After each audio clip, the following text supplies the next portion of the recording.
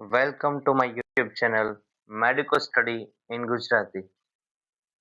આજે આપણે સમજશું સ્પોરાડિક, epidemic, endemic અને પેન્ડેમિક રોગ વચ્ચે તફાવત શું હોય, એ બધા વચ્ચે ફરક શું, કોને સ્પોરાડિક ડિઝીઝ કહેવાય, કોને સ્પોરાડિક રોગ કહેવાય, કોને એપિડેમિક રોગ કહેવાય, એન્ડેમિક રોગ કહેવાય અને કોને પેન્ડેમિક રોગ કહેવાય.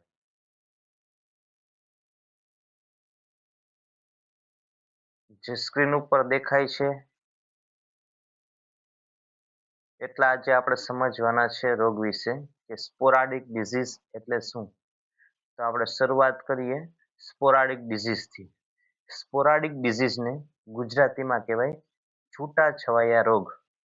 સ્પોરાડિકનો અર્થ થાય છૂટાછવાયા. ડિઝીઝ એટલે ગુજરાતીમાં કહેવાય રોગ. છૂટાછવાયા રોગ સ્પોરાડિક ડિઝીઝ વિશે આજે સમજશું. તો છૂટાછવાયા રોગ એ એવો રોગ છે જે ભાગ્યે જ અનિયમિત રીતે છૂટાછવાયા અથવા અલગ કિસ્સામાં થાય છે, જેમાં ચેપનો કોઈ સામાન્ય સ્ત્રોત અથવા અનુમાનિત પેટર્ન હોતી નથી. એટલે સ્પોરાડિક રોગ કોને કહેવાય? તો એ છે ઇનફ્રિકવન્ટલી જોવા મળે, ભાગ્યે જ. એટલે ફ્રિકવન્ટલી એટલે વારે ઘડીએ, થોડા થોડા ટાઈમે જોવા મળતો એને ફ્રિકવન્ટલી કહેવાય. પણ ભાગ્યે જ, ઇનફ્રિકવન્ટલી એટલે ક્યારેક જ જોવા મળે અથવા તો ક્યારેક જોવા મળે, મતલબ કે રોજ જોવા ન મળે અથવા તો જથ્થામાં એના કેસ જોવા ન મળે. અનિયમિત રીતે, એની કઈ પેટર્ન ન હોય કે દર 3 મહિને આવે કે દર શિયાળામાં આવે, તેની પેટર્ન ન હોય, ઇરેગ્યુલરલી. અને છૂટાછવાયા, ધારો કે છૂટાછવાયા કેસ હોય કે 5 ગુજરાતમાં કેસ હોય તો 5 કેસ રાજસ્થાનમાં હોય, એમ છૂટાછવાયા કેસ હોય. કોઈ એક જ જગ્યાએ કેસ ન હોય કે ખાલી ગાંધીનગર જિલ્લો છે તો ગાંધીનગરમાં જ બધા રોગચાળો ફાટ્યો છે. છૂટાછવાયા કેસ હોય. જે રોગના કેસ હોય એ બધા છૂટાછવાયા. માની લ્યો કે મેલેરિયાનો રોગ છે તો છૂટાછવાયા હોય કે 4-5 છે. ઉદાહરણ છે મેલેરિયા. તો ગાંધીનગરમાં 3-4 કેસ છે, રાજસ્થાનમાં 3 કેસ છે, દિલ્હીમાં 4-5 કેસ છે, અને છૂટાછવાયા કેસ કહેવાય. અને એમનો ચેપ, જે ઇન્ફેક્શન લાગે, ચેપ લાગે, એની કોઈ પેટર્ન ન હોય. મતલબ કે એવું ન હોય કે એક જ વસ્તુના કારણે રોગ થયો અને એ પણ રોગ કોઈ એક જ વસ્તુના કારણે રોગ થયો અને એ એક સાથે બધી જગ્યાએ દેખાય, એવું ન હોય. એ આપણે આગળ સમજશું કયા કિસ્સામાં એવું હોય, કયા રોગચાળામાં એવી પેટર્ન હોય. આમાં એવી કઈ પેટર્ન ન હોય કે આ જ વસ્તુના કારણે રોગ થાય છે અને બધી જગ્યાએ અત્યારે જે અમે તમને 5 ઉદાહરણ આપ્યા તો બધા સ્થાને જે રોગ થયો છે તો એ એક જ વસ્તુના કારણે થયો છે, કે કોઈ એક જ હોસ્ટ છે, એક જ વેક્ટર છે અને એક જ પોઝિટિવ ઓર્ગેનિઝમ છે, એવું ન હોય. બધી જગ્યાએ અલગ અલગ હોય. તેના ઉદાહરણ છે ટીટેનસ અને રેબિસ. ઉદાહરણ સમજીએ કે ભાઈ એવું ન થાય કે એક જ જગ્યાએ ગાંધીનગરમાં રેબિસના એક સાથે ઘણા બધા કેસ જોવા મળ્યા. 2-5 કેસ રેબિસના, ધારો કે 2-5 કેસ છે ગાંધીનગરમાં હોય તો 2-5 કેસ છે મહેસાણામાં હોય, અને ટીટેનસના કેસ છે 2-5 મધ્યપ્રદેશમાં જોવા મળે. તો અલગ અલગ સ્થાને જોવા મળે. કોઈ એક સ્થાનનું ફિક્સ ન હોય કે ભાઈ હા ગાંધીનગરમાં જ રેબિસ છે કે કોઈ રોગ છે એ ફાટી નીકળો, એવું ન હોય. થોડી જગ્યાએ કેસ હોય ને બધાનું થવાનું કારણ અલગ હોય. કોઈને ધારો કે ધનુર ઉપડ્યું તો ધનુર, ધારો કે ગુજરાતમાં કોઈને ધનુર ઉપડ્યું હોય તેનું કારણ શું હોય કે ભાઈ એને વાગ્યું હતું પગમાં, કે કઈ લોખંડ કે કઈ ઊંડો જ ઘા વાગ્યો હતો એટલે એના હિસાબે થયું હતું. તો આપણે બીજી જગ્યાએ પૂછીએ બીજા રાજ્યમાં તો એ વ્યક્તિને જે હડકવાનું કારણ, જે ટીટેનસનું ધનુરનું કારણ હોય એ બીજું હોય, કે એને જે ઘા હોય એ વ્યવસ્થિત સાફ નહોતો કરતો એટલે એના હિસાબે એને ધનુર ઉપડ્યું હતું. એનું કારણ જુદું જુદું હોય અને એક સાથે ન ઉપડે. એક સાથે એક જ જગ્યાએ ઝાઝા બધા કેસ ન જોવા મળે, છૂટાછવાયા કેસ જોવા મળે. સ્કેટર્ડ પેટર્નમાં. સ્કેટર્ડ એટલે છૂટાછવાયા, જુદા જુદા જોવા મળે.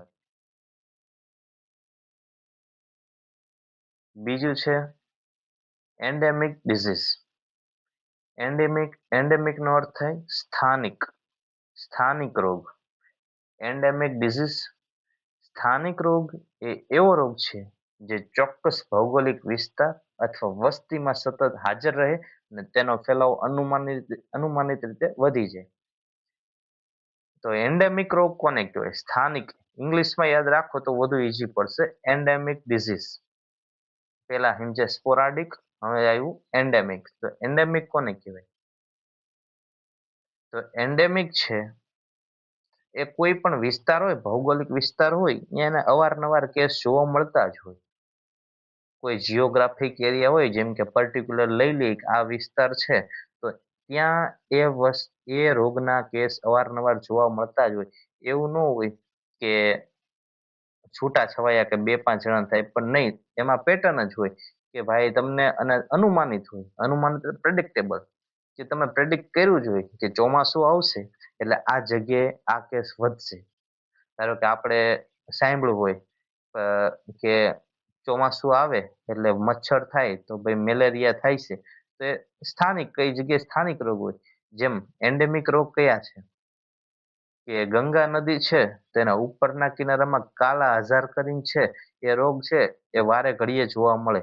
એને એન્ડેમિક રોગ કહેવાય. કે ગુજરાતમાં કે બીજે ક્યાંય ઓછો જોવા મળે. જોવા મળે એવું નથી કે નથી મળતો, પણ બીજી જગ્યાએ ઓછા મળે. પણ સ્થાનિક રોગ કઈ રીતે કીધો કે હા, ત્યાં છે એ કાલા આઝાર બહુ જોવા મળે.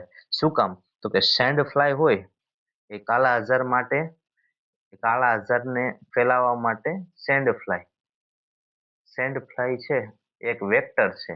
મતલબ કે કાલા આઝારને એક મનુષ્યમાંથી બીજા મનુષ્યમાં ચેપ ફેલાવે કોણ? તો સેન્ડ ફ્લાય ફેલાવે. તો હવે સેન્ડ ફ્લાય માટે જે ઓલી કાંપવાળી જમીન હોય ને, જે ગંગા કિનારાની આજુબાજુના વિસ્તારોમાં જે કાંપવાળી જમીન હોય ને, એ સેન્ડ ફ્લાય માટે અનુકૂળ હોય. તો ત્યાં વધુ ગ્રો થતી હોય. તો સેન્ડ ફ્લાય છે એ ચેપ કરે આજુબાજુના લોકોને. એટલે ખબર જ હોય કે આ સમય આવશે ત્યારે, અને આ વિસ્તારમાં પર્ટિક્યુલર ભૌગોલિક વિસ્તાર કે આ ગંગા નદીના ઉપરનો કિનારો છે, જે બિહાર છે, ઉત્તર પ્રદેશના થોડા રાજ્ય છે, પશ્ચિમ બંગાળના થોડા જિલ્લા છે, ઝારખંડ છે, તો આ બધા વિસ્તારમાં છે એ કાલા આઝાર અને મેલેરિયા શું કામ થાય? કારણ કે મચ્છરનો ઉપદ્રવ વધી જાય. નદી કિનારા હોય પાસે એટલે એના હિસાબે મચ્છર થવાના ચાન્સીસ વધી જાય. એટલે કાલા આઝાર અને મેલેરિયા છે. તો આ વિસ્તાર મેં તમને 3-4 રાજ્ય કીધા તે એન્ડેમિક છે, કે ખબર જ હોય કે વર્ષમાં ક્યારેક આના કેસ આવતા જ રહેશે, કોઈ વ્યક્તિને થતા જ રહેશે. તમે સાંભળ્યું નહીં ગુજરાતમાં કાલા આઝાર છે એ રોગ ઓછા થાય, પણ તમે ઘણી વખત સાંભળતા હશો કે બિહારના આજુબાજુનો છે એ એન્ડેમિક રોગ કયો છે? તો કાલા આઝાર ને મેલેરિયા. અને તમે ઘણીવાર સાંભળ્યું છે કંપનીમાંથી જે બિહારના, ઉત્તર પ્રદેશના મજૂર કામ કરવા આવે છે એ લોકોને મેલેરિયા વધુ થાય છે. ગુજરાતના લોકો નહીં થશે, પણ ઓછો થશે. એના પ્રમાણમાં એમ લોકોને વધુ થશે. કારણ કે ત્યાંથી એ લોકો જ્યારે ત્યાં રહેતા હોય અથવા તો ત્યાં થોડો ટાઈમ જાય એટલે એના હિસાબે એમને ઇન્ફેક્શન થઈ જાય, મેલેરિયાનો ચેપ લાગે. મતલબ મચ્છર કડવા થાય, મતલબ આપણે સમજો કે ચેપ લાગ્યો એટલે એ લોકોને વારે ઘડીએ મેલેરિયા થાય. પણ એની સરખામણીમાં ગુજરાતના લોકોને ઓછો થાય, કારણ કે અહીંયા એવું વાતાવરણ ન હોય. હા, નદીની આજુબાજુ રહેતા હોય, જેમ કે તાપી નદીની આજુબાજુ રહેતા હોય તો થાય, પણ આવું ગંગા નદીની આજુબાજુના વિસ્તારમાં જોવા મળે છે. એટલે એન્ડેમિક ડિઝીઝ, સ્થાનિક રોગ. એના ઉદાહરણ છે chicken POX, malaria, dengue fever. આપણે ઘણીવાર સાંભળ્યું હોય કે ડેન્ગ્યુ ફીવરના કેસ છે એ વધ્યા કોઈ પર્ટિક્યુલર વિસ્તારમાં. જેમ કે અમદાવાદ છે, તો અમદાવાદ જિલ્લામાં ડેન્ગ્યુના કેસ અચાનક, મેલેરિયાના કેસ, ડેન્ગ્યુના કેસ છે એ જ્યારે ચોમાસું સિઝન શરૂ થાય એટલે એના કેસ વધે. અને કેસ તો અવારનવાર થતા જ હોય, પણ ચોમાસાની સિઝન આવે ને એટલે કેસ વધે. તો એને શું કહેવાય? પ્રેડિક્ટેબલ. તમે ધારણા કરી ચોમાસું આવશે એટલે વધશે. અને સ્પેશિયલ જિયોગ્રાફિક એરિયા દર વખતે અમદાવાદમાં વધશે જ. તો એને જિયોગ્રાફિક એરિયા પર્ટિક્યુલર કહેવાય. એન્ડેમિક રોગ છે એ સ્થાનિક રોગ.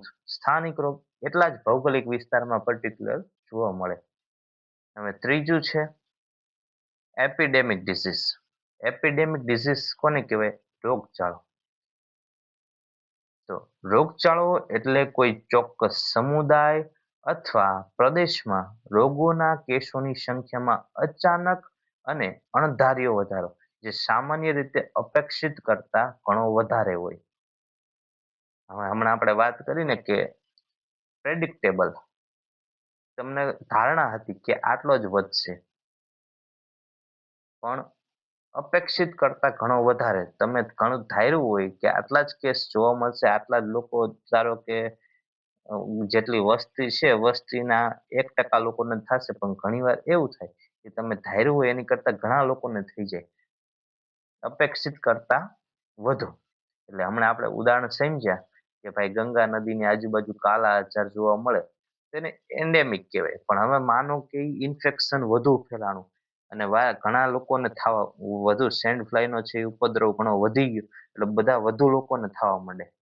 એક કરતા જેટલા દર વખતે બીમાર પડતા એની કરતા આ વખતે 10 ગણા વધુ બીમાર પડ્યા, તો એને કહેવાય એપિડેમિક, રોગચાળો ફાટ્યો. આપણે ઘણીવાર સમાચારમાં ને એમાં જોતા હોય કે ભાઈ અમદાવાદમાં મેલેરિયાનો અને શરદી ઉધરસનો રોગચાળો ફાટી નીકળ્યો. રોગચાળો ફાટી નીકળ્યો એટલે એપિડેમિક, એપિડેમિક ડિસીઝ કે રોગચાળો ફાટ્યો. ધારો કે મેલેરિયાના કેસ છે જનરલી આવતા જ હોય, પણ જ્યારે ચોમાસું આવે ત્યારે જરૂર આવવા જોઈએ, દર વખતે જેટલા આવવા જોઈએ એની કરતા પણ ઘણા બહુ બધા કેસ આવવા માંડે. અચાનક કેસોની સંખ્યામાં અચાનક વધારો થયો, અચાનક અને અણધાર્યો. તમે જેટલું ધારતા હોય એની કરતા વધુ કેસ આવે, વધુ લોકોને અસર કરે, વધુ લોકો બીમાર પડે, અને એ પણ પર્ટિક્યુલર રિજિયનમાં, સ્પેસિફિક કોમ્યુનિટીમાં, ચોક્કસ સમુદાયમાં. એટલે ચોક્કસ સમુદાય એટલે ધારો કે પ્લેગનો રોગચાળો સુરતમાં ફાટી નીકળ્યો, તો એ સુરત પૂરતો મર્યાદિત હતો, એટલે એને શું કહેવાય, ચોક્કસ સમુદાય અથવા તો ચોક્કસ પ્રદેશ. એ ચોક્કસ પ્રદેશ હતો કે ભાઈ સુરત એટલે સુરતમાં જ થાય. ગુજરાત આવડું મોટું છે, આખું ભારત આવડું મોટું, ભારતમાં ક્યાંય નહીં, પણ માત્ર સુરતમાં જે ફેલાણો તો એક પ્રદેશ છે કે આ પ્રદેશમાં જરૂર કરતા અથવા તો ધાર્યા કરતા બહુ બધા કેસ જોવા મળે. આ પ્લેગ કઈ રીતે ફાટી નીકળ્યો, ધારો કે ચોમાસું વરસાદ વધુ પડ્યો એટલે ઉંદરડાના હિસાબે વધુ ચેપ ફેલાણો, પણ જેટલો ધાર્યો હોય દર વખતે થોડો થોડો ફેલાતો હોય એ ધાર્યો હોય, પણ એની કરતા એક સામટો વધુ લોકો બીમાર પડવા માંડે, તો એ ચોક્કસ ભૌગોલિક વિસ્તારમાં રોગચાળો ફાટી નીકળ્યો કહેવાય. સમજો સ્પોરાડિક છે, સ્પોરાડિક છૂટા છવાયા હોય, એટલે સ્પોરાડિક ના કેસ બધે જોવા મળે, પણ કેટલા હોય, બે ચાર બધે હોય. થોડા થોડા બે ચાર, એટલે હાવ બે ચાર ન સમજવું, મતલબ કે થોડા થોડા હોય. કોઈ ભૌગોલિક એક ગામ છે તો ગામમાં 5-10 કેસ જોવા મળે મેલેરિયાના, તો એ ધાર્યું છૂટા છવાયા કહેવાય કે 5-6 કેસ છે એક ગામડામાં જોવા મળ્યા, અને આવા નવા કેસ છે બીજા 25 ગામડામાં બીજે જોવા મળ્યા છૂટા છવાયા. ગુજરાતના એકમાં કચ્છ જિલ્લામાં મળ્યું, બીજા પોરબંદરમાં એવા જોવા મળ્યા, અને છૂટા છવાયા કેસ કહેવાય. પણ સ્પેશિયલ ભૌગોલિક એન્ડેમિક સ્થાનિક રોગ, કોઈ એક જ વિસ્તારમાં કેસ જોવા મળે તો એને સ્થાનિક રોગ કહેવાય. જેમ ગંગાનું ઉદાહરણ આપ્યું કે ત્યાં જે ગંગા નદીની આજુબાજુ જે ફેલાય કાલા આજાર, તો એ એન્ડેમિક સ્થાનિક રોગ છે, ત્યાં ફેલાશે જ તે. હવે આપણે એને એપિડેમિક ડિઝીઝમાં, રોગચાળામાં પણ લઈ શકીએ કે ધારો કે વધુ લોકોને સેન્ડ ફ્લાયના કરડવાથી વધુ લોકો ચેપિત થયા અને બહુ બધા લોકો બીમાર પડ્યા, તો એને કહેવાય એપિડેમિક. પણ આ બધું એક ભૌગોલિક વિસ્તાર પૂરતું સીમિત હોય. જે એપિડેમિક છે, એપિડેમિક છે, એન્ડેમિક છે, એ બધું એક વિસ્તાર પૂરતું સીમિત હોય, એક સમુદાય અથવા તો એક વિસ્તાર પૂરતું. સમુદાય એટલે એમ ન સમજો કે એક જ આપણે નાતની વાત કરીએ, જ્યાં તે લોકો રહેતા હોય એની વાત છે. આ લોકોમાં જ જ્યાં રહેતા હોય એ લોકોની વાત થઈ. એ સમુદાય એટલે કોઈ નાત જાત અલગ કરવાની વાત નથી.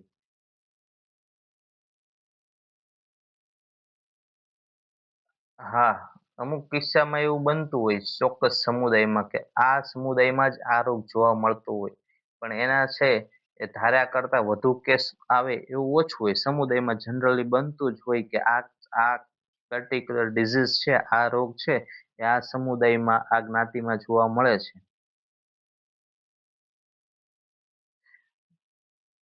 જેમ કે ઇબોલા વાયરસનો રોગચાળો 2014 ને 16 આજુબાજુ, તમે સમાચારમાં ને એમાં સાંભળ્યું હોય કે 2014 ને 16 આજુબાજુ ઇબોલાનો એપિડેમિક ફાટી નીકળ્યો હતો. એપિડેમિક વેસ્ટ આફ્રિકામાં, પશ્ચિમ આફ્રિકામાં ઇબોલાનો છે એ એપિડેમિક ફાટી નીકળ્યો હતો કે જરૂર કરતા બહુ બધા કેસ જોવા મળતા, ઘણા બધા લોકો એનાથી ઇન્ફેક્શિયસ ચેપ, ઘણા બધા લોકોને ચેપ લાગ્યો હતો.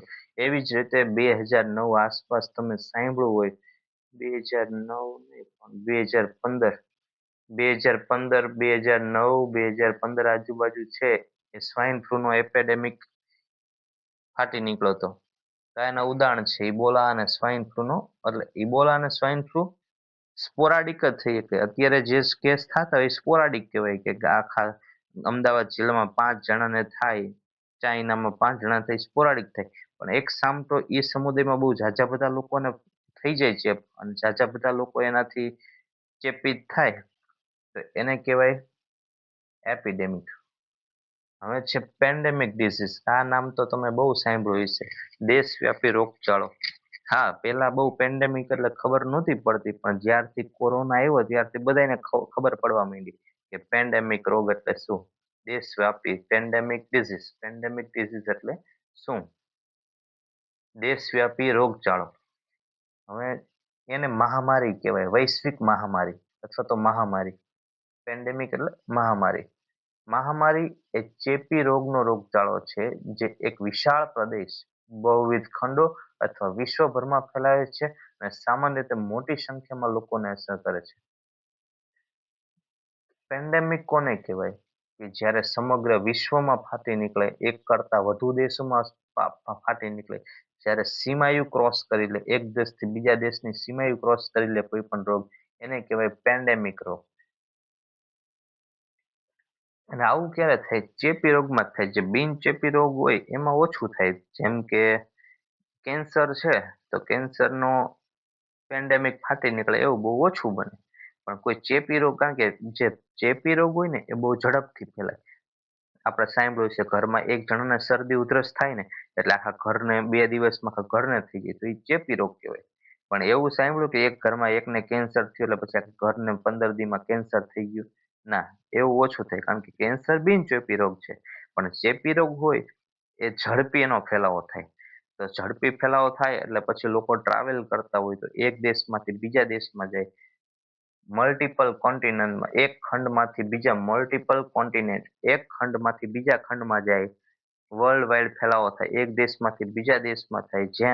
જેમ કે કોરોના છે એવું માનવામાં આવે છે કે પેલા પેલા ચીનમાં એનો ફેલાવો થયો, ત્યારે જ્યારે ચીન પૂરતો સીમિત હતો ત્યારે એ છે ચીનમાં થોડા જ્યારે ચીનમાં વુહાનમાં થયો ત્યારે એપિડેમિક હતો, કે ચીનમાં ખાલી વુહાનમાં ફેલાણો એટલે એપિડેમિક, કે એ પર્ટિક્યુલર વિસ્તારમાં, પર્ટિક્યુલર લોકોમાં, આટલા જ લોકોમાં વુહાન, ખાલી વુહાન સિટીમાં જ એ ફેલાણો, ત્યારે એ એપિડેમિક હતો. પણ એપિડેમિક માંથી ક્યારે પેન્ડેમિક થઈ ગયું એ ખબર ન રહી. આખો ચાઇનામાં થયો, પછી ચાઇનામાંથી બધા દેશમાં થયો, અને અત્યારે આખું વિશ્વ ત્યારે 2020માં કોરોનાથી પીડાતું હતું.